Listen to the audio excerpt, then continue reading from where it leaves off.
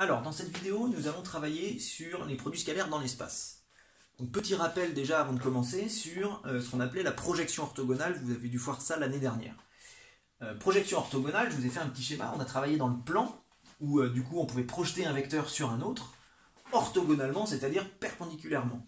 Donc la projection orthogonale, on peut essayer de la visualiser sous la forme du nombre. Il faut toujours imaginer, donc si on veut projeter sur mon vecteur V quelque chose orthogonalement, il faudrait imaginer qu'en fait finalement vous auriez une lumière, le soleil, qui serait pile au-dessus de mon vecteur V de manière perpendiculaire, et il projetterait une ombre de mon vecteur U, qui serait du coup ce vecteur rouge là, U' sur le vecteur V. Donc je rappelle, l'idée des produits scalaires vient de cette projection orthogonale. Et comme on peut faire des projections orthogonales dans l'espace, puisqu'on a aussi des ombres finalement, on pourrait voir ça comme ça, on peut appliquer les produits scalaires aussi dans l'espace. Donc imaginez bien cette figure, nous avons un triangle ABC, et nous avons son ombre finalement sur le plan OXY qui est ici. Donc nous avons bien une projection orthogonale, parce qu'on a son ombre perpendiculaire. Imaginez que le soleil était au-dessus de mon plan OXY, pile au-dessus de la table là si on veut. Ça ferait l'ombre A'B', C', et on se retrouverait bien avec une projection orthogonale de ABC. Alors, le but de l'exercice, ça va être de calculer d'abord l'angle BAC. Donc cet angle-là, ici. Pour calculer les angles, on pourrait utiliser la trigonométrie dans le triangle rectangle, mais on ne sait pas si ce triangle est rectangle, donc du coup, je ne vais pas me précipiter sur les méthodes de troisième.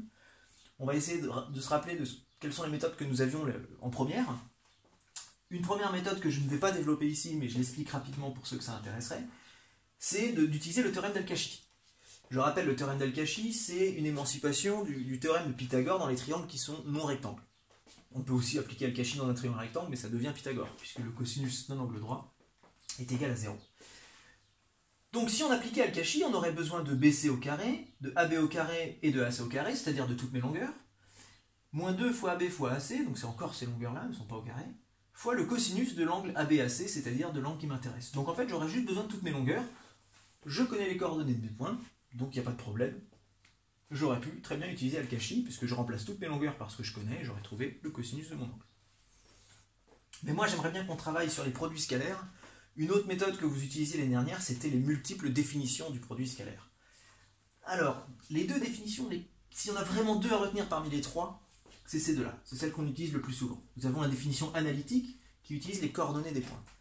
Pour calculer le produit scalaire de deux points, vous multipliez les abscisses entre elles, les ordonnées entre elles et les cotes entre elles, et vous les additionnez. Si ça fait 0, l'angle est droit, et sinon, vous avez la valeur du produit scalaire. L'autre façon de calculer le produit scalaire, c'est la méthode géométrique, où vous multipliez les deux longueurs entre elles, et vous multipliez par le cosinus qu'il y a entre ces deux vecteurs. Donc, il me faudrait ces deux longueurs, et je trouverai le cosinus. Finalement, avec ces deux formules, je vais pouvoir obtenir ce que je veux. Donc, c'est quelque chose qu'on utilise très souvent dans les scalaires. On utilise une formule pour trouver la valeur du scalaire, et quand on connaît le scalaire, on le remplace dans une deuxième formule pour trouver ce qu'on cherche. Alors, comme on cherche l'angle BAC, on va avoir besoin du vecteur AB et du vecteur AC. Donc je vais calculer mon vecteur AB. Alors, les formules sont exactement les mêmes. Pour calculer mon vecteur AB, je fais 4, moins 6, moins 2, 9, moins 8, 1, 1, moins 2, moins 1. Et mon vecteur AC, il va avoir pour coordonnées 5, moins 6, moins 1, 7, moins 8, moins 1, 3, moins 2, 1. J'ai les coordonnées de mes deux vecteurs, je vais pouvoir calculer le produit scalaire du vecteur AB et du vecteur AC. Donc, AB scalaire AC va être égal à moins 2 fois moins 1, 2, plus 1 fois moins 1, moins 1, plus moins 1 fois 1, moins 1. Mon produit scalaire vaut 0. Alors là, du coup, j'ai même pas besoin d'utiliser l'autre formule. Si un produit scalaire est nul, alors ça veut dire que l'angle entre mes deux vecteurs vaut 90 degrés, alors que mes deux vecteurs sont orthogonaux. Donc là, je peux directement conclure. Donc, BAC, il vaut 90 degrés. Là, j'ai même pas eu besoin de le remplacer dans cette deuxième formule pour pouvoir trouver le cosinus, et ainsi de suite, puisque j'ai trouvé un produit scalaire nul. Donc là, ça va assez vite. Deuxième question. Ça va être de trouver les coordonnées des points A', B' et C'. Dans l'exercice, on vous rappelle qu'on a projeté orthogonalement finalement les points A, B et C sur le plan OXY, c'est-à-dire sur le plan qui n'a pas de cote, où la cote est nulle. parce que c'est le plan qui est justement qui est au niveau 0, au niveau de l'axe des côtes. Donc finalement, ce point A, imaginez bien, vous êtes descendu tout droit, donc ce point A, il a exactement la même abscisse, X, il a exactement la même ordonnée Y, c'est juste que ça, on l'a descendu au niveau de 0 sur la côte.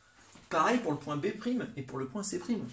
Donc finalement, les points A', B' et C', ils ont exactement les mêmes coordonnées au niveau des abscisses et des ordonnées, mais par contre, c'est juste que leur cote vaut 0. Il faut juste utiliser la logique, il n'y a pas de formule pour retenir ça, c'est à vous de bien le comprendre. Donc A' va avoir pour coordonnées 6, 8 et du coup 0. Le point B' va avoir pour coordonnées 4, 9 et puis 0. Et le point C' va avoir pour coordonnées 5, 7 et puis 0. Maintenant que j'ai les coordonnées de A', B' et C', je vais pouvoir déterminer l'angle B'A'C'. On va réutiliser la même méthode qu'on a voulu utiliser au début. Donc je vais calculer mon vecteur A'B'. Alors le vecteur A'B' finalement il va être égal à -2, 1, et puis 0, -0, 0. Et A'C', il va avoir pour coordonnées -1 et 0. Je connais mes deux vecteurs, je vais pouvoir calculer le produit scalaire ABAC. Je continue. Donc A'B' scalaire A'C' va être égal à -2 fois -1, 2, -1, -0. Il va être égal à 1. Le produit scalaire A'B', cette fois-ci, est égal à 1. Donc mon angle n'est plus le même, ne vaut plus 90 degrés, puisque je n'ai pas un produit scalaire nul. Donc là, à ce moment-là, si dans l'exercice, on nous demande de le déterminer, on va avoir maintenant besoin de la deuxième formule. Donc je me permets d'effacer la première question, en tout cas. Alors la deuxième formule, elle nous dit quoi? Elle nous dit que ce produit scalaire, ABAC, donc avec A'B' du coup, donc je vais le réécrire. A'B' scalaire A'C', ça va être égal à A'B' fois A'C' fois le cosinus de mon angle B'A'C'. Je connais la valeur du produit scalaire, je l'ai calculé. La longueur A'B', je peux la calculer sans problème, et la longueur A'C', je peux la calculer sans problème, je connais les coordonnées de mes points. Donc on y va, on va calculer ces deux longueurs-là pour pouvoir après tout remplacer.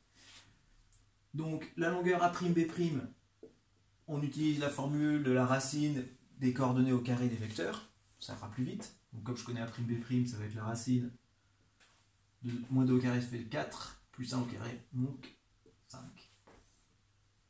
Et la longueur A'C' va être égale à la racine de -1 au carré 1, -1 au carré 1, 1 plus 1, 2, donc racine de 2. Je connais mes longueurs, A'B' et A'C'. J'ai plus qu'à tout remplacer dans ma première formule. Donc le produit scalaire, on sait qu'il vaut 1. Ça va être égal à A'B', racine de 5, fois racine de 2, fois le cosinus de B', A'C'. C'est bien ce que je cherche. J'isole mon cosinus de B', A'C' du même côté. Je me retrouve avec cos B', A'C' va être égal à 1, du coup, divisé par racine de 5, divisé par racine de 2, ça me fait 1 sur racine de 10. On n'écrit jamais ça comme ça. On multiplie par racine de 10 en haut et en bas. Et on se retrouve avec racine de 10 sur 10. On peut terminer. Je fais l'inverse du cosinus pour trouver la valeur de B', A'C'. B', A'C' va être égal à cos moins 1 de racine de 10 sur 10. Et vous trouvez à peu près, du coup, à la calculatrice, évidemment, combien j'ai trouvé? 71,57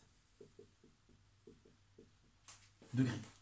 On ne vous demande pas de mettre les valeurs en radians, donc vous ne prenez pas la tête. Alors je sais que je suis allé un petit peu vite sur cette vidéo parce qu'il y a beaucoup de choses à dire. N'hésitez pas à la re-regarder par certains bouts, mettre des pauses pour intégrer en fait toutes les notions. Mais j'espère que c'était suffisamment clair.